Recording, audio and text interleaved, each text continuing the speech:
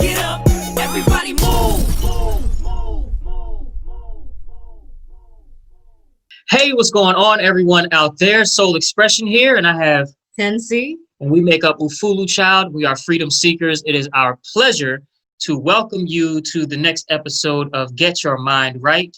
We have another special guest, a very special guest by the name of BreathMaster Aaron Motley on the line with us. Say what's up to the peeps. What's up, peeps?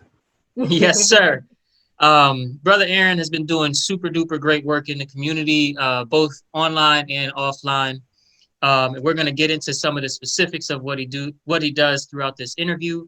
But if you need, some sort of, Facebook page that you can follow and get some real tips for real holistic, healthy lifestyle and not just holistic health information, but actual lifestyle, then I definitely recommend you check out Brother BreathMaster's page. And yeah, let's go ahead and get started with this interview. Sound good, brother? Sounds wonderful. Awesome. Really, really great to have you on. So my first question, since you're sort of, well, first of all, why BreathMaster? Let's start there. Why the title, or I don't know what to call it, but the name BreathMaster, where did that originate? Well, I studied Kemetic yoga back in 2006 with Master Yasir Rahotep. And one of the first things he taught us was, breathing techniques. And the one that stuck with me mainly was the cleansing breath. When you extend the exhalation with that, he explained that basically you clear out stuff that's been stagnant in your lungs for years, even to the point where if you haven't smoked in 10 years and you start doing the cleansing breath, you begin to taste tar and nicotine. And I actually had a student who experienced that from 3 years past. But anyway, then I had a training with Wayne Chandler, Dr. Wayne Chandler. Yes, very familiar. Who taught us tongue placement. And he told us that one of the students of the master that he went to, or he studied with, told him that he asked the master, how often should he keep his tongue there? And the master said, I have my tongue there whenever I'm not talking, eating, drinking, or sleeping. My tongue is there. And explained that it creates a circuit inside and connects you to the cosmos and so on, all kinds of metaphysical stuff as well as physical. So wanting to keep my tongue there to experience that and to maximize my practice, coming on the back end of having learned the cleansing breath with where your mouth is open wide, I kept flipping my tongue back and forth. And I realized in that flow that the curling the tongue back opens the trachea and allows for more oxygen to get in. So you have the exhalation with the and the cleansing breath, maximizing the exhalation. Then with the tongue placement, you're curling it back and you're opening a passageway and you're doing a slow, deep, full breath, allowing for the organs to just find their space in the abdomen. And you maximize the inhalation. As we know, I'm a very simple guy. So I'm like, hey, the breath is just inhaling and exhaling. Right. So if you maximize the two, you basically arrive at an opportunity to master the breathing process. So I started teaching that, and folks started having all kinds of, physical shifts and spiritual and even emotional shifts in their being. And wow. So I termed it the BreathMaster technique. And then after so many years, it's like, well, I got to teach this in earnest. So I have a certification, and it's like, I'm going to give everybody the title of BreathMaster. So I have to be the BreathMaster since, I'm initiating this process. Indeed. So now it's more than just a practice for yourself, but it is expanded into something that you're able to pass on, and someone with enough training would be able to pass on and spread as a healing a healing methodology, huh? Yes, sir. Even, just learning that one simple technique sets you up for so much. Because, I began with that, but then, it's unfolded into so many different aspects of the breath and the benefits thereof. What allows anybody who learns that one simple technique to do is to get into, I like to say, the womb space. Because when we come into before we come out of our mother's womb onto the planet, we're existing in a space where our bodies are being crafted, prepared for our soul to enter from heaven, or wherever you want to say it comes from. Indeed. And the first two sounds we hear, barring any type of extraneous circumstance, is the sounds of our mother's heartbeat and the sounds of our mother's breath. So when you have that deep, full inhalation, and it's audible, inhalation and exhalation, it puts you in a meditative state, and it basically takes you back to that womb space, which in my opinion is the most divine space that we've all existed in. So it allows us to move towards our divinity, and it just melts away all types of trauma and things that happen outside of the womb. It takes you literally back to one step from heaven. Very, very, very insightful information there. And yeah, it does. Some further clarification just for the peeps watching. Brother Yasir Rahotep, shout out to you. You know, if you see this, he's a master teacher of the Kemetic, the Kemetic yoga, the yoga style that is most likely the oldest yoga style and the most organically birthed, style of yoga in all of humanity. Brother Yasir, he also teaches the 4-part breath and things like that. Definitely some stuff you can look into. But I'll actually, my wife here, Tenci, is a Kemetic yoga instructor, and she wanted to chime in on some things. Yes, I just want to commend you for your work, because oftentimes, especially if people don't come into the path through yoga, the breath is something everyone has in common, and that's the root of the power of Kemetic yoga, in addition to the movements of the body. So absolutely, I'm for it. Yes, yeah, keep going. Yeah, I'm here. Awesome. So this next question here. You do a lot of holistic living. Like you're sort of a self-taught but also well-studied, holistic approach to just lifestyle, period, right? What made you transition, if you did, from, okay, I have my health over here, and I have my work over here, and I have my love life over here, and I got my finances over here? What made you transition into a more holistic approach to everything? Or did you just was born like this? Both. Both. My mother, when I left home, one of my sisters told me that my mother said, after my younger siblings asking for this, asking for that, asking for this, she said, I never had but one plain old country boy. That was Aaron. Whatever he had, he was fine with. He didn't ask for a bunch of stuff. He was fine. And to me, that's the essence of holistic, where you basically have what you need, and you don't look outside of yourself for a bunch of extraneous things. Okay. And then, unfortunately, back in 1989, I lost my mother to cancer. And I asked God, Creator, however you want to term it, for the answer or answers to how to avoid this happening to me or anybody else that I care about or anybody else that I come in contact with. And when I asked that question, I did not expect what was to follow. I'm talking decades of life-altering circumstance upon life-altering circumstance.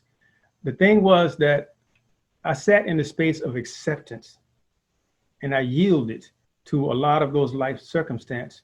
And some things got peeled away, some people, some circumstance, some businesses, Indeed. Some opportunities.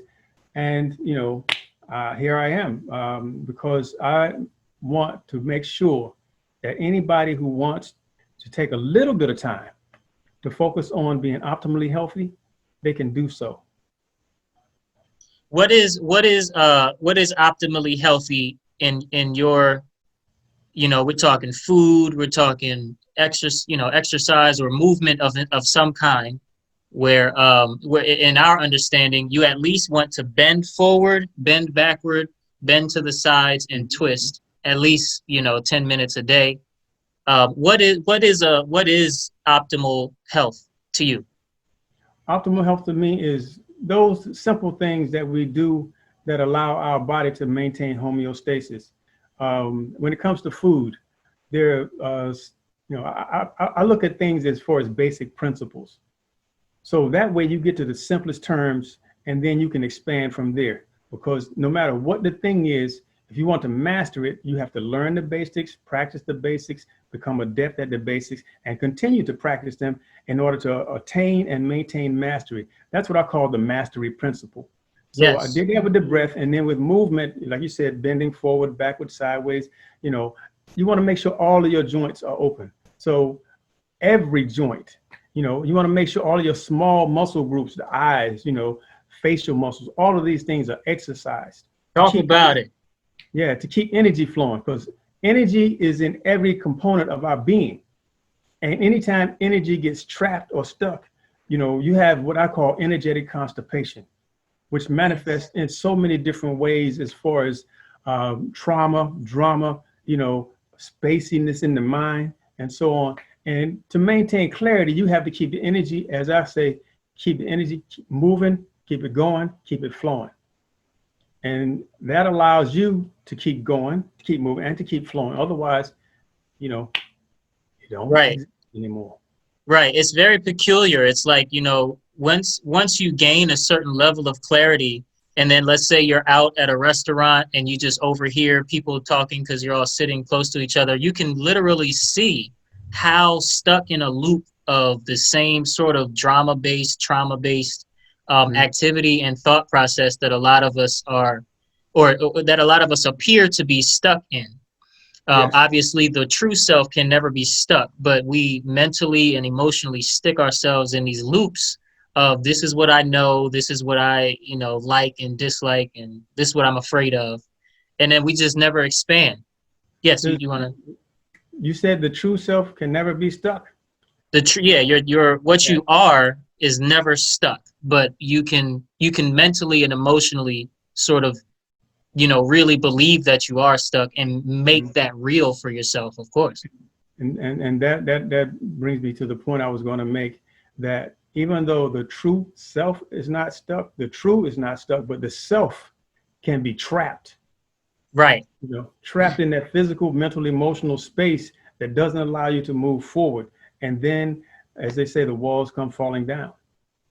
Yeah, and it's very, very true, very relevant take on exactly. Yeah, I think we're on the same page. Trying to say that. I think we're on the same page because you know, it's our three greatest powers, right? Our three superpowers as human beings, when we, you know, like compared to other animals, is belief, attention, and intention. Right? Your attention is sort of the baseline, is where your attention goes. You call that my experience. This is what my experience is where your attention is at any given time. And that is sort of the foundational thing for your intentions and your beliefs. Your intention is sort of where you choose to go based on what your attention is on. And then your belief is what you solidify into reality, or into your reality, I should say. And so those three great powers literally are the hands and fingers that shape one's life. In my, you know, unfinished research, you feel me? And so it's very, very important that we know the difference between hearing statements like your true self can never be stuck, but then like you can stick yourself, you know. And so it's important to step back, reflect, improve, and always be in a state of learning. Yes. In my opinion. So let's broaden it out a little bit and talk a little bit more about health in the home. What is health in the home? Health in the home, it starts with what you bring into the house.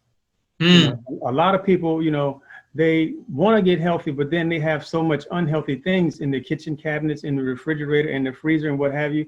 And then when they approach someone like myself who tells them they need to get this, this, and this, I have a sincere thing where I do not get into knots, because the word knot will tie you into knots. And when you tell people you cannot do this, no, do not do this, do not do that, they get stuck on knot. Yeah. They're not going to get healthy. Right. So I tell them the things that they should do. I tell them the things that they should put on their plate, the things that they should put in their fridge. And if they have other things that are already there, I say, well, you should replace those things with these things, because these things are healthier. You know, and invariably, most people, since they spend their hard-earned money on whatever is there, they're like, well, I'm going to finish this off and then I'll put, it's like, no, that's that, like you said, sticking your true self. Right. Now you've gotten information and you're getting tools and what have you to move forward, but you refuse to move forward because you want to hold on to use this stuff that's literally stuffed your body to the point where not healthy because all of these things are trapped. So it's like you're going to keep coagulating yourself because it's on the shelf. That is part of the cleansing process. When you cleanse the kitchen, when you cleanse the refrigerator, that opens you up for the cleansing internally. Those things are not in your eyesight. They're not in your space. Energetically, they are dissipating from your being. So you literally don't even see them in the grocery store anymore, even though they're there. Exactly, because you don't even walk down that aisle. And if you do, it doesn't get your attention anymore. Yeah. There's only one primary place that I go to in most grocery stores. That's the produce aisle. Produce, yep. Yeah. The true quote unquote pharmacy with an F. So okay, yes, very, very, very great info here. Let's broaden it out a little bit more. Now we talked about health in the home. We talked about some of your personal kind of views and practices. What about health and wellness in the community? How do we expand our individual and maybe family knowledge if we're lucky? Right? If we're lucky, then it's also in the family. But how do we expand that past our individualness and our familyness into the community at large? The primary thing that anyone can do and does all the time is be a role model. Even if you're not intentional, you are modeling, quote unquote, some type of role. So if you really want to see outwardly health, wellness, and what have you, you have to exemplify that, because, if you're saying one thing and doing another, automatically you're a hypocrite. Right. And who wants to listen to a hypocrite? And how far can you go and how far can you lead someone in your hypocrisy? So you have to lead by example, first off. Then the same guidelines that you use for yourself, you share those with others. I never tell somebody to do something that I have yet to experience. Right. For the most part. I mean, all of us learn from watching others and what have you, but the majority, I would say 90-something% of what I share is things that I've gone through, that I've taken my body through, not through experimentation, but through actualization. Can you explain the difference between adapting something as just an experiment and then actually adapting something as actualization for the peeps? Well, it's kind of a great area from the standpoint. Well, no, not exactly. Experience meant when you have an experience meant to teach you, you're going through a process. So you're experimenting. You learn from that experience. Experience is the greatest teacher known, period. Right. Once you experience something, you know it. You can't unlearn something that you've experienced. That gets embedded in your DNA and down to a cellular level. So you walk with that from that moment on. Actualization is when you move past the experiment and you embody it in with a heightened level of awareness, especially when you add intention, which should come before the experiment. I mean, we have a lot of experiences unintentionally. Those are not intentional experiments on our part. I mean, we have quote unquote party to, I don't want to use the V word, victim, of social experiments all the time. We're participating in a plethora of social experiments on a day-to-day basis. Now, we learn from those, but depending upon our intention, we may actualize a better way of being or a less than better way of being, or not so good. So it's best to, self-actualize, i.e. activate those things that you realize are going to take you to where you want to go in the way of optimal health. Thank you for that. Definitely. So taking it beyond the individual experiences and integrating them into a sustainable lifestyle is kind of like like a way of being. Your way of being. And Bless. when you share that and others begin to take on that awareness through their experience. When I teach, I show up in a room and I say, I tell people, I said, you are in the presence of the greatest teacher ever known. And I pause because I want that suspenseful moment. I want to get their attention. When you tell somebody that, they're like, okay, he's full of himself, right? Then sometimes I'll just turn and look as if somebody else is coming on. I'll say, and then, I said, that teacher is experience. I said, I'm not going to teach you. What I'm going to do is I'm going to share an experience with you. And once you have this experience, you're going to learn from that experience. So the experience is going to teach you. So in essence, every time I'm in a classroom or whatever in front of people that I'm teaching, you could say we're conducting an experiment because we're having experiences meant to learn from. Right. And all of the greatest teachers in history have always pretty much led with that sort of understanding and that sort of approach that even if it's a lecture, they're like, let's converse together. Let's grow together in this. I bring what I have to the table and we can see if we can all expand collectively and simultaneously. It's not about I'm the boss and you, while you're in my presence, are going to take this and now it's yours because I gave it to you. It's more so a mutual growth and an experience that we're all going to grow from both subconsciously and consciously. So yeah, I'm down with that 100%. So in the spirit of learning, there is a somewhat new, in terms of not popularized, methodology that you introduced me to that I'm very, very happy for you to speak about here. Acronym HEART, touch therapy, heart touch therapy. What a wonderful thing to bring to the world. What have you to say introductorily about heart touch? Before I get to the title, let me talk about how this came to me. This was gifted to me. As I was going around the DC, Washington metropolitan area, sharing information from my book, I ran into this good brother at Secrets of Nature. His name was Master Xprsn, and I should say. And he was enamored with the information in my book, and we hit it off pretty good. He's a good brother. And at a given point, I was being pushed. You know how the universe kind of guides you this way and that way.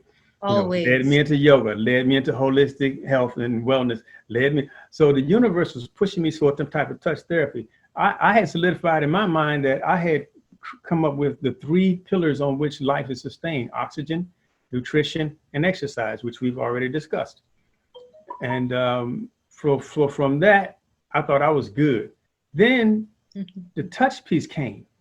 And it reminded me that when I was growing up, my mother, since I was her 7th born, she would have me rub on blessed oil, anointed oil, or whatever you want to call it, liniment, rubbing alcohol, whatever her sore joints were.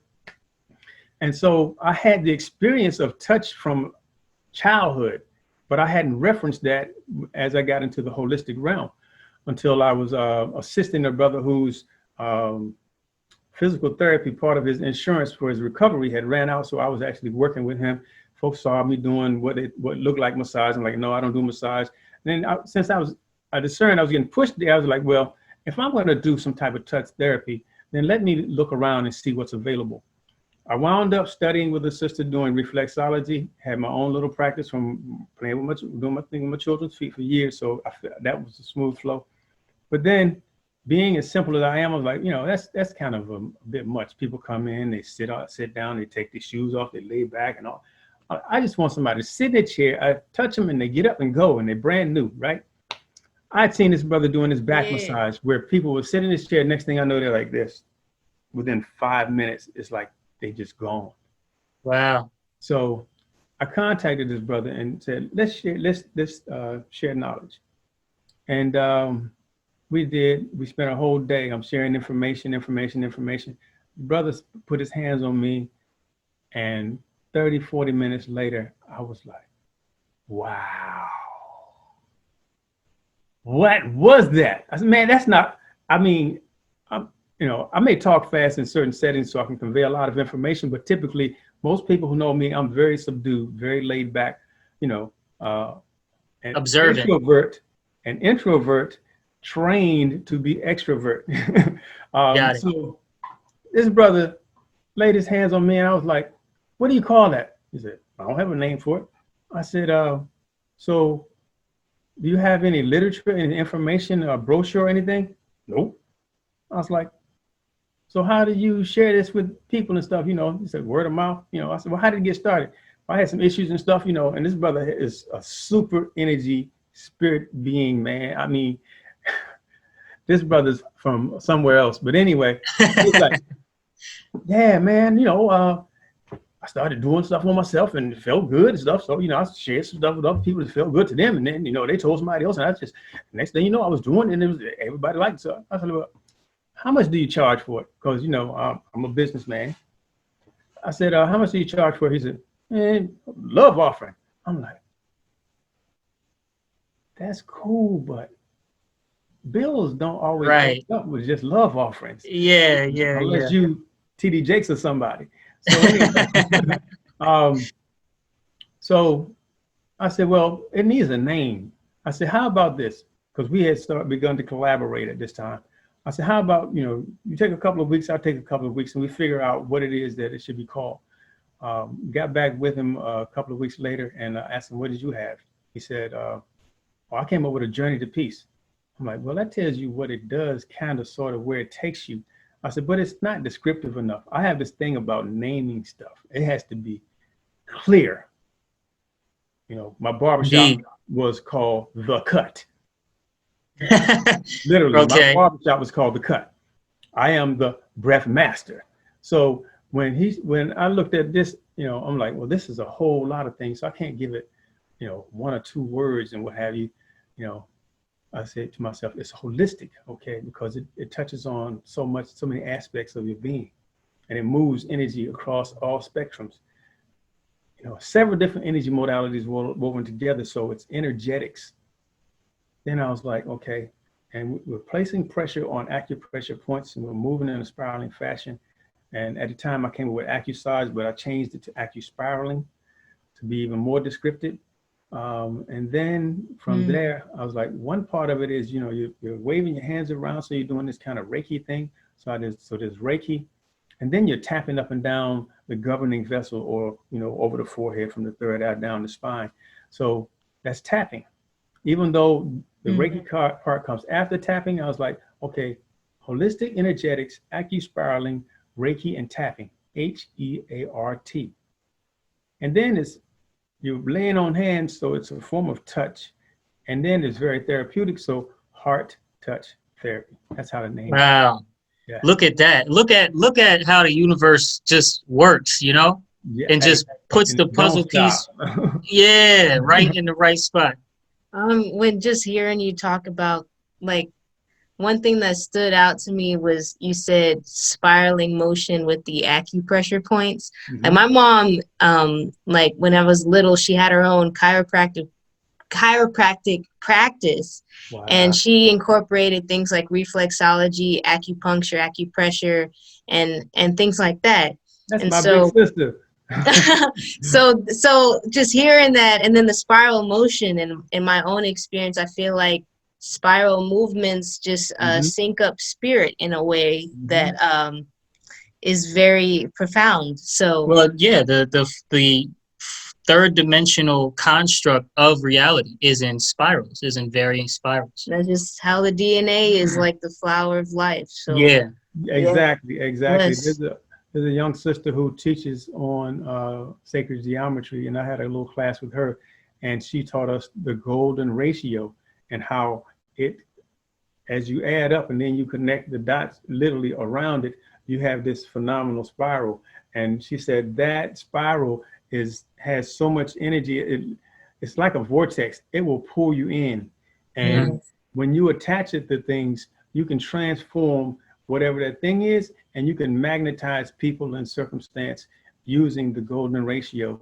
And also, you know, the whole Kundalini thing is a sacred. And even like the pattern of like dreadlocks, it has that spiraling formation. Bless. Just saying, you know. Yeah. Yes, indeed. I mean, you see where is that? I got my camera backwards. This right here. These two pictures. Can you see them clearly? Yeah. So one of them I is. see the pictures. I can't see them clearly from the distance. I don't know. Oh, okay. One of them is the yin yang, Okay. and the next is it's like the universe, but it has a golden pyramid, and it has the 7 chakras represented by 7 different open eyes. Mhm. And it's based, and the math behind the shapes and the colors is all sacred geometry. And I draw sacred geometry myself too. I didn't do those, but I draw it myself, you know, and yeah, it's just it's a very, very potent form of sort of seeing a 2D, two-dimensional representation of that which we're made of. You know, the substance of growth happens in a spiral. You know, the substance of life happens in spheres. You know, so yeah, that's it's really interesting. It's really, really interesting. I also was drawn to the acu-spiraling in terms of in the acronym, you know, HEART, the acu-spiral. It just peaks, you know, it's like, huh, yeah, that makes sense with so many other things in life, that the spiral and the certain nodes of where you put the pressure, it seems to harmonize. Yeah. Yeah.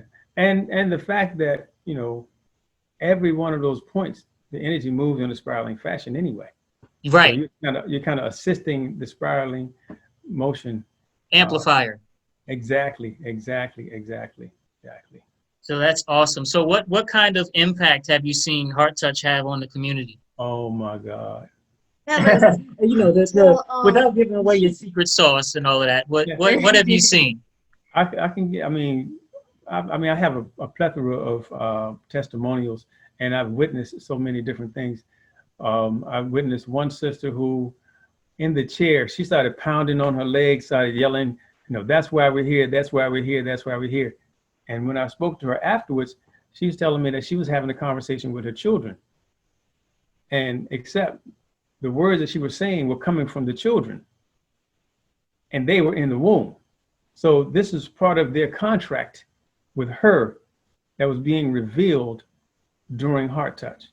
You know, I was like, okay. Now, contract, to clarify, it is highly, I have to say theorized because of parameters. It's highly theorized that we human beings, and really all life forms, even trees and whatnot, come into form after sort of making a contract with our soul in such a way. So that when he says contract, he's referring to this pre-birth, pre-3D form contract that is you know, inherent to what happens before you have a 3D form.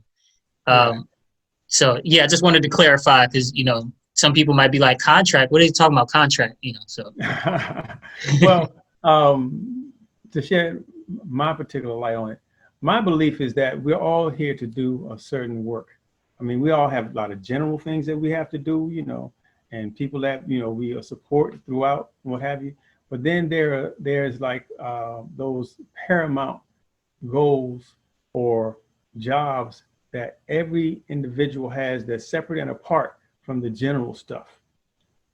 So, I mean, and they could be very specific or in some area of specificity. For instance, if you have a parent that has some type of trauma that they haven't overcome, and the life circumstance that they're dealing with, they need support for that. They need somebody that they can, you know, exhaust that on.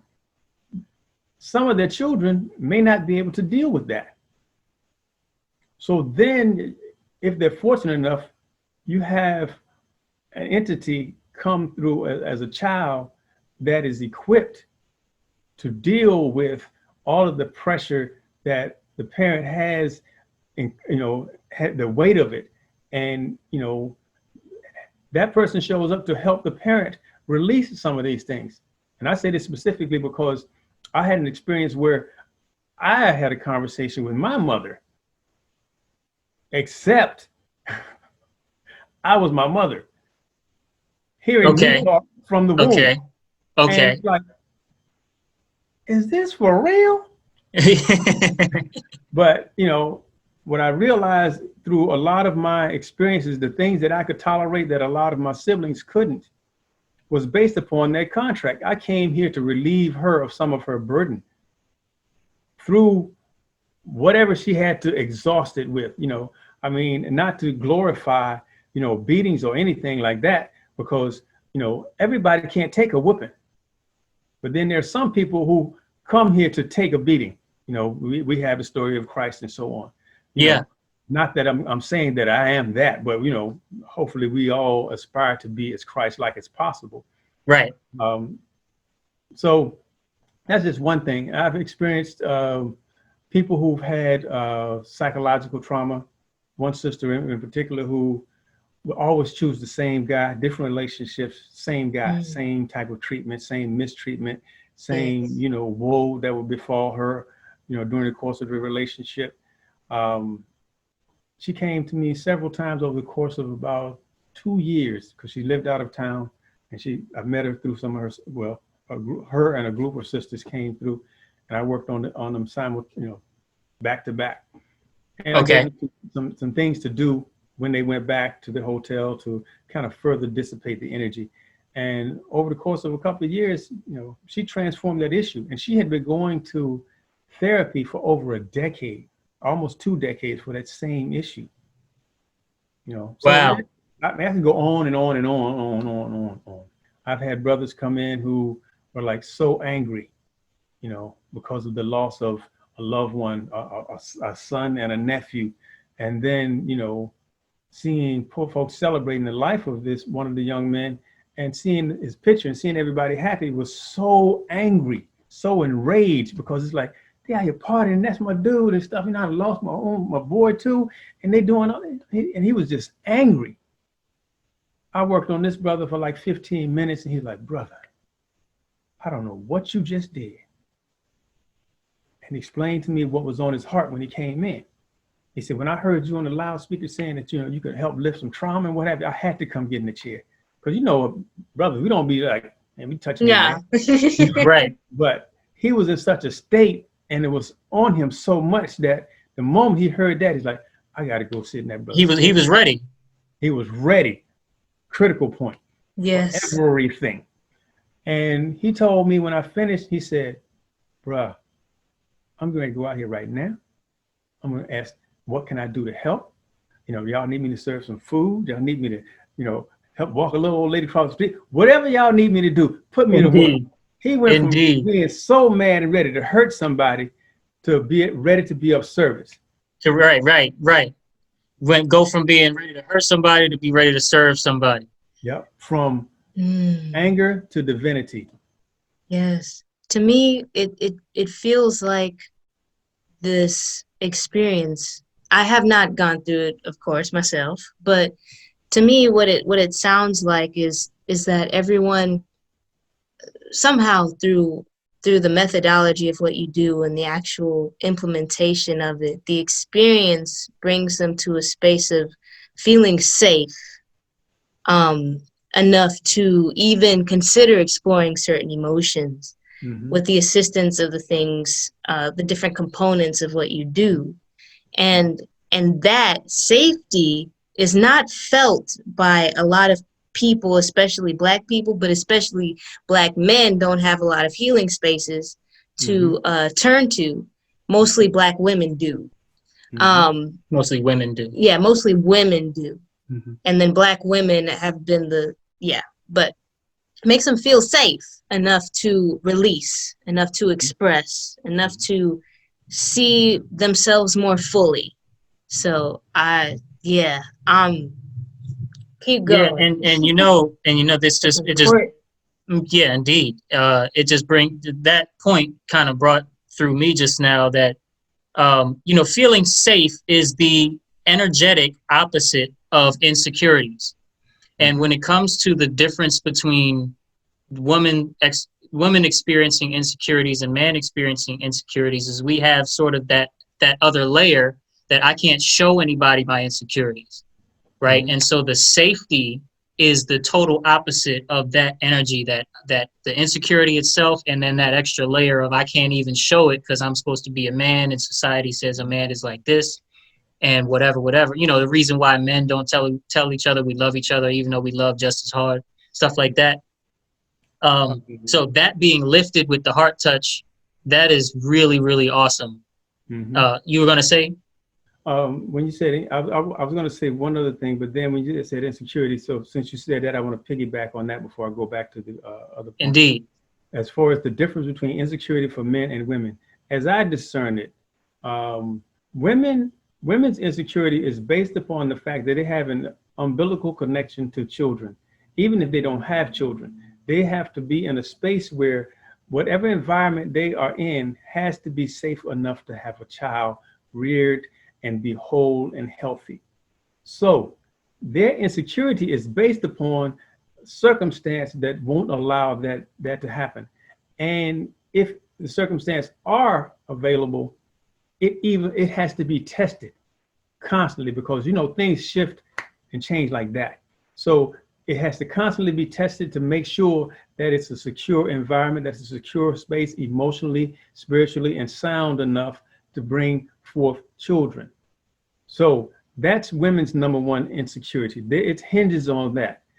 Men's insecurity hinges on not being able to provide that safe space, not being able to protect, not being able to create that space. So that undermines your manhood, because that's your purpose. Women's purpose is to bring forth life. Men's purpose is to support and protect women and the life that they bring forth. So therefore, that's where our insecurities lie, you know. And then I would have to agree. All kinds of emotional stuff that just gets heaped onto that. Now, my point before that, when you're talking about the heart touch, yeah, a dear sister friend of mine who's a midwife, she puts everything in the framework of childbirth. And after being in her space and talking to her and her giving me so much clarity on some of the things that I do. I mean, she's the one who said, you know, reminded me, because we all know, but sometimes we don't know what we know, that, you know, the first two sounds you hear is in the womb. You know, she's like, oh, well, yeah, because when the BreathMaster Aaron, she said, yeah, it sounds like, you know, in the womb. Like, oh, gosh. I had the honor of performing heart touch on her one time. Okay. And she told me, her expression was, it's like full on womb pulsing. Like, I'm a dude, what does that mean? I had to sit with that for a minute, right? Yes. And what I interpreted was, it was as if the person is in the womb and they're experiencing the pulsation, the sensations of that floating in that ocean of amniotic fluid, where everything is amplified, the vibration, the sound, and it just penetrates your entire being. So as I'm working on a person, they're hearing the sound of the breath. And at a given point when I'm tapping the sound of the heartbeat literally on their body, on their spine. So with all of the other energy things that are at play, their senses are heightened, and awakened all the way down to a cellular level, to the point where everything's magnified and expanded, and it's as if they're in the womb experiencing the pulsing of the womb. So that being, that womb space being the most divine space, what you're doing in heart touch is you're peeling layers off and taking people back to the womb space where the trauma didn't exist. Right. The safest, most sacred space that we've all been in. So I don't care who the person is, when you take them to that space, there's an opening that happens. There's a release, exponentially, that happens. Not to say that everything is cleared in one session, you know, you get up and you're God walking in 30 seconds. Right, whatever you're ready for. Whatever you're ready for. And readiness is relative. It doesn't mean what you have in mind that you're ready for. Like, nah. I'm ready to lose weight, but I can't lose weight. You ain't ready. Yeah. That's okay. Yeah, and that you know how you just said. I guess I'll speak a little philosophically here about we're taking, or you're sort of bringing the individual to the original safe space. You know, we talk a lot in the spiritual community about creating a safe space, like in the yogic circles and whatnot. But the original safe space is right here at home. You got to pause for that. Yeah. Brother, thank you. You just made it plain. Thank you. The original safe space. I'm going to use that. Yo, use that. You can have it. Thank you. Thank you. But yeah, and since it's like you're energetically there, and you're not in the mode of, I have all of these problems, I have all these obligations, I got all these financial, IRS is after me, whatever. You're sort of energetically in a different space, and since you're so safe, it's like the layers of problems would just fall away. You don't have to push them away. You don't have to say, okay, I'm going to force myself to not think this way anymore and to not feel pain. There's nothing about force. It would just fall away, because you're energetically, you're vibrating similar to how you vibrated when you were just growing and just a sponge and just growing in the womb. And so that's really, I can see how impactful this could be. Let's say someone who was really ready for everything, like the one brother, how just clear they could be when they get up from the chair or the next day or whatever. Yeah, and it's very important that when a person gets heart touch, first of all, what I tell people, let me give a little bit of information now. Yes. About getting ready for and pre and post session. So getting ready for, I always suggest that a person, one, is hydrated. Yes. Because, if you're getting any type of touch therapy and everything is dry, that means your skin is close to the bone and the nerves are right there between the skin and the bone and muscle. And it's like sensitive to the touch, as they say. So hydration is a buffer, and it's like, anything water is buoyant. It allows things to just be more malleable, including the skin, and it doesn't, you're not on fire from being inflamed. That water it cools, it soothes, and it allows for pliability. So it allows you to receive more readily without being, quote unquote, tender, or feeling like you're being tenderized in the process. And then, if at all possible, not necessarily empty stomach, but don't come in after you've had, a banquet meal. Yeah. Because that doesn't allow for the movement of energy, because you have so much blood and so much stuff trapped in the abdominal region that things don't flow. For digestion. And then afterwards, since this is such a relaxing process, and it moves so much, in order for you to maximize the experience, when you get up, don't go right into the rat race. I tell people, if anything that you can do to accentuate the relaxation and to carry that moment forward, to allow for further release, do those things. Especially if it's in the latter part of the day, go home, take a nice warm Epsom salt bath, light your candles, whatever you want to do, and get into a seriously relaxed space, play some, relaxing music and what have you, and just chill out for the rest of the day. And, carry that as long as you can, because once the energy starts moving, it's going to keep moving for 24, 48, 72 hours and possibly beyond, depending upon the state that's maintained after the session. Indeed. Wow. Thank you for that. When it comes to how you are after you've received something that could impact you, if you go and you do the same exact things you was doing yesterday, the impact won't last, right? It's like you trying to quit alcohol, but you still go meet your boys at the bar every Thursday. You're going to take a shot with your boy eventually, because they're going to want you to. They're going to say, hey, it's my birthday. Just take a shot with me just this once. And now you back in. you know, or whatever, you know, eating healthy or whatever. If you're doing the same things that made you sort of need the heart touch in the first place, then eventually you're going to need another one. You know, it just, you got to change your habits to change your makeup. Where can we find you? Can you shout out your contact, your social media? Where can the people find you? On Instagram at BreathMaster A. On Facebook, BreathMaster Aaron Motley. And I have a website that I'm about to change the name of. I'm in the process. So this is okay. Yeah. Right now, breathmastera.com, but I'm changing that to BreathMaster Online.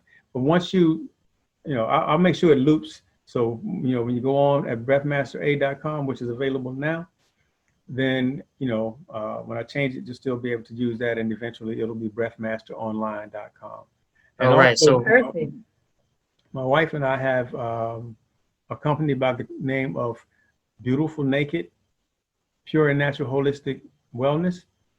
So that website, which is being built also, is beautifulnakedlife.com. awesome. So once again, for the peeps, Instagram, BreathMaster A, or @ BreathMaster A. Facebook, BreathMaster Aaron Motley. That's Mottley. Yes, sir. And breathmastera.com, soon to be breathmasteronline.com. I'm guessing, yeah, Yes, sir. .com. Yes. And then is it the beautiful or just beautiful? Beautiful, beautiful. Okay, so www.beautifulnakedlife.com. Yes. Just wanted to say that, you know, all in one package for the peeps there. Any last word? Let's say, you know, you're in a room full of 13 to 22-year-olds, right? They're just in this room with you, and they all have their different stories and what they're going through, but they're trying to not fall into the same traps that you know, us millennials and whatnot be falling into. What sort of advice would you give some young people in a room? Very Just simple. general life advice. General, first things first. You can change the energy in any space that you're in. You know, I shared this with some 4th and 5th graders. And simply by changing the way you breathe, you know, that technique, that BreathMaster technique, will allow you to change your whole demeanor. And when you change your demeanor, because first and foremost, you can't change anybody but yourself. You know? Indeed. And if you are being led by peer pressure and you want to kind of break that chain, you got to do something that will allow you. And we talked about going back to that womb space, that sound of that breath. You do that.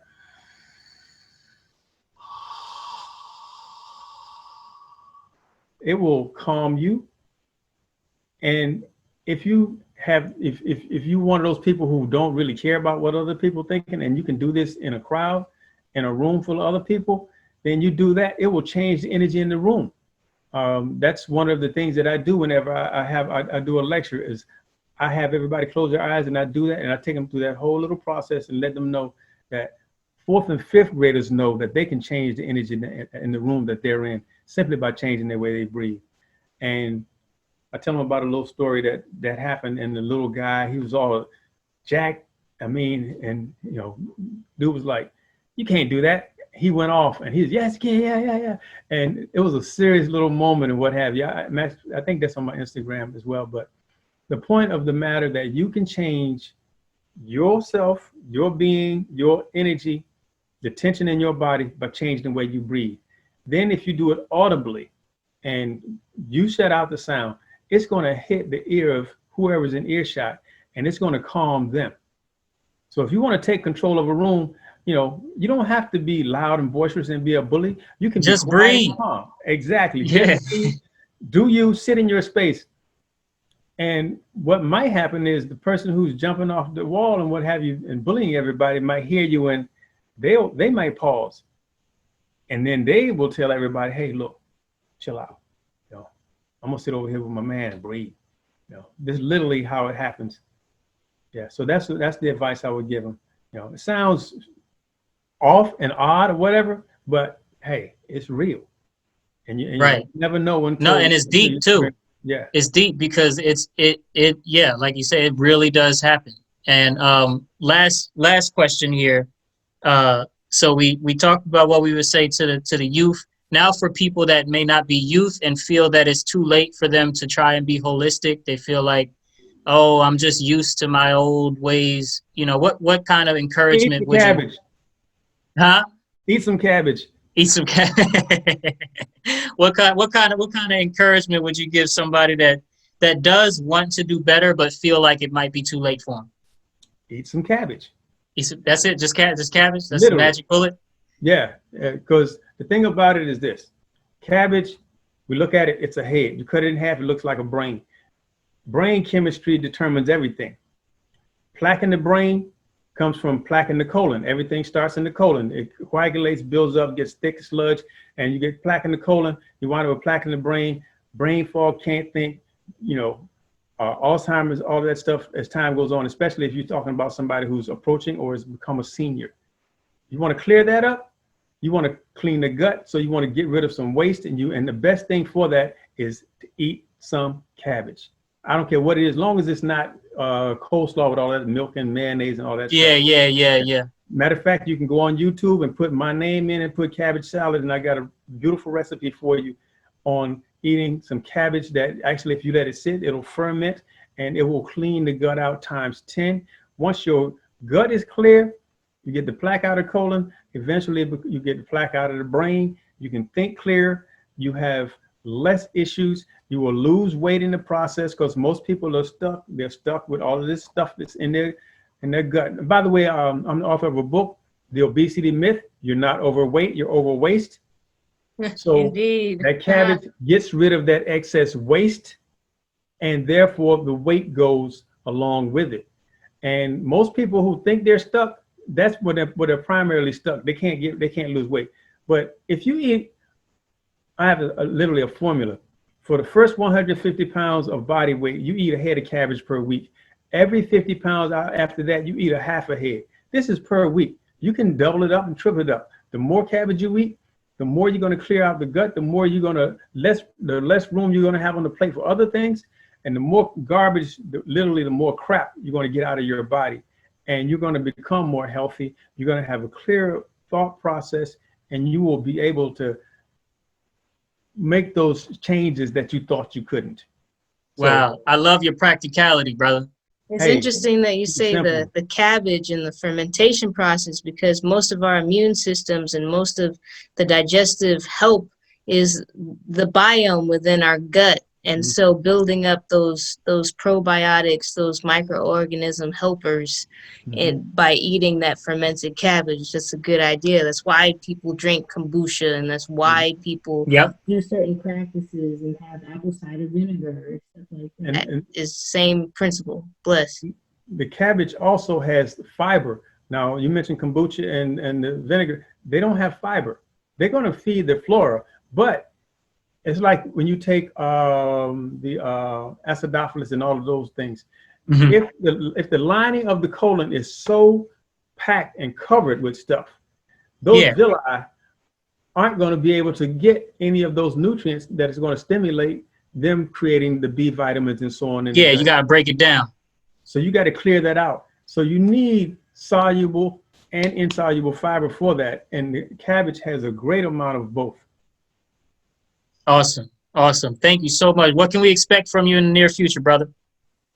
Oh man, what you can expect from the black man on the planet is I'm going to activate brothers with the heart touch training, and we are going to be going around this planet. I'm going to be having teams, of which we're going to have the team down there in the great state of Texas headed by you, good brother. And we got folks up in here in the DMV, talking to a brother down in Rio. We're going to build a team down there. So we're going to go national and global.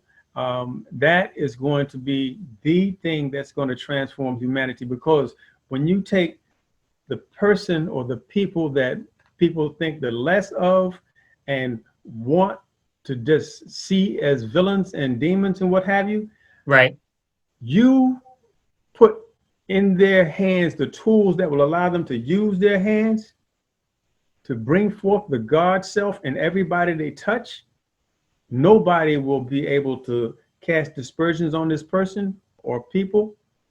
And these brothers will see themselves in a God light.